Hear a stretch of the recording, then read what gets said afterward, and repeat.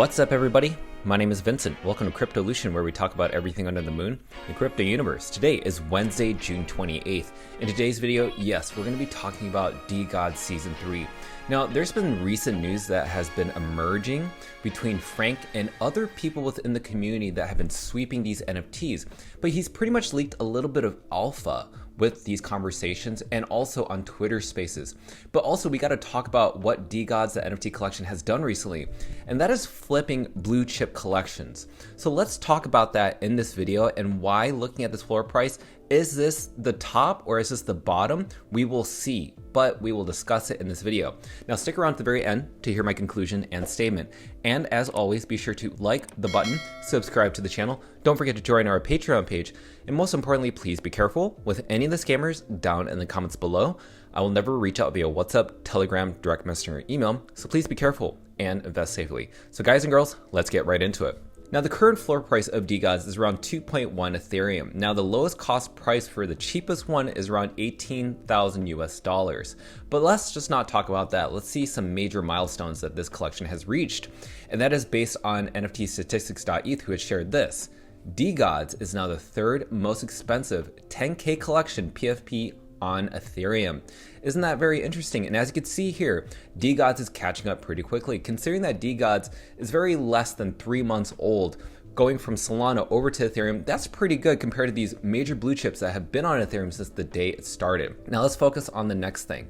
Now, I did mention not too long ago on our Twitter that DeGods recently flipped a blue chip collection. And who was that? Well, that was Azuki. Why was that? Well, obviously Azuki came out with the next collection called Azuki Elements. And so what happened was, if you owned an Azuki, you would be given an allocated whitelist spot for Azuki Elements. Unfortunately, the artwork that revealed looked like it was a duplicate or twin versions of the original Azuki collection. So that happened to drop the Azuki collection, which is the Gen 1 collection, from 14 Ethereum all the way down to 9.7, but has gone even lower than that at the time of this recording. And also we've seen this happen with Azuki Elements as well, from a 2 ETH mint to around 1.4 to 1.5 Ethereum floor price. Now, what other things have been showing up? We do know that other than the flipping, we can consider that DeGods is now aiming to be the #1 collection now that it's already flipped Azuki. But let's compare what the charts have said, because right now we're seeing that DeGods not only flipped Azuki, but also flipped Mutant Ape Yacht Club. Now let's go ahead and look into OpenSea and what that looks like. So as you can see here, DeGods right now is holding at around 10.1 Ethereum, 100% and 2 in terms of increase. But let's look at Mutant Apes. Mutant Apes went from 14 Ethereum down to 10, now 7.48 Ethereum. And now Azuki, again, like we said, is now down to around 8.99. So it's absolutely dropped a little bit more. But again, I think what's happening is that DeGods is aiming to flip the top blue chip collections, such as, let's say it, Bored Ape Yacht Club. So right now, that's just what it's aiming to be, but we'll see what happens. But let's follow up on some other news, because right now, this is some of the major comments that have been coming from Frank, the founder of DeGods, what he's saying out there to the world. Because it's really important that a founder communicates to his audience, communicates to his holders what's really going on. He's doing something that most other founders aren't doing for their collectors or holders. So this is what he says in a row. The point of DeGods was to be brutal. Violence and gore was the vibe when we launched them. Vibes have changed. Proud of DeGods. Excited for Season 3. So basically from this tweet, we're going to expect that it's not going to be something more of a dead thing, but maybe something elevated. Something that's from a different nature or tone. But let's keep going forward. He has more comments. He says, everyone at D Labs XYZ loves NFTs. And more importantly, we love the people that love NFTs. We might miss deadlines. We might not get everything right on the first attempt. We might mess up things, but we will never be out of touch, and we will deliver.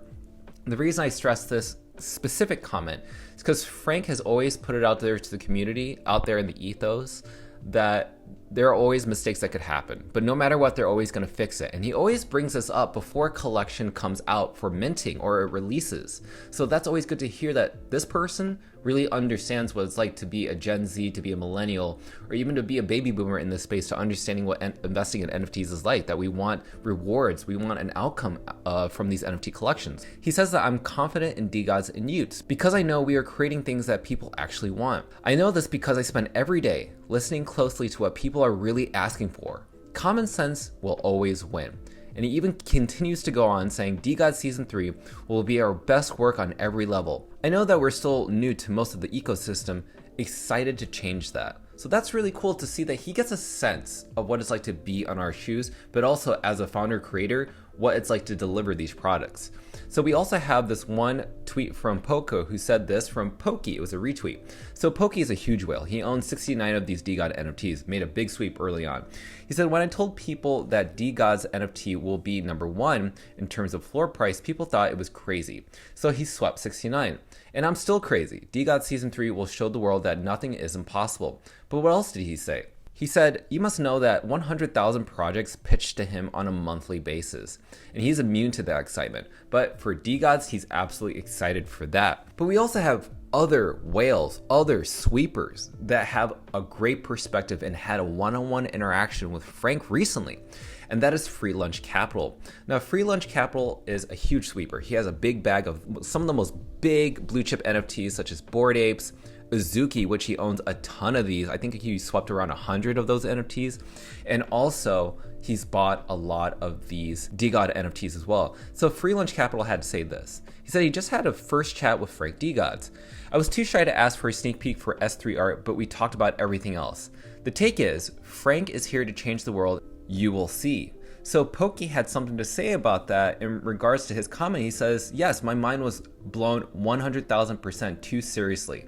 So both of these major whales have had secret conversations with Frank, and also we know that Mark Cooler, who's also a YouTube podcaster, also had a sneak peek of this as well. Not just the artwork, but the points, the ecosystem, what users want.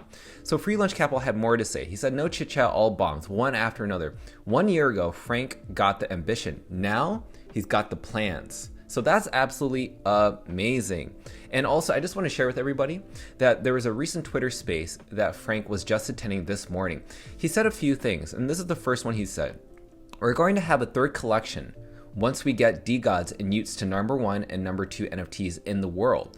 But also, the second thing that he said was that there's going to be an announcement either tonight or by 4 a.m. the next morning, but to me, I think that's gonna happen within the next 24 hours.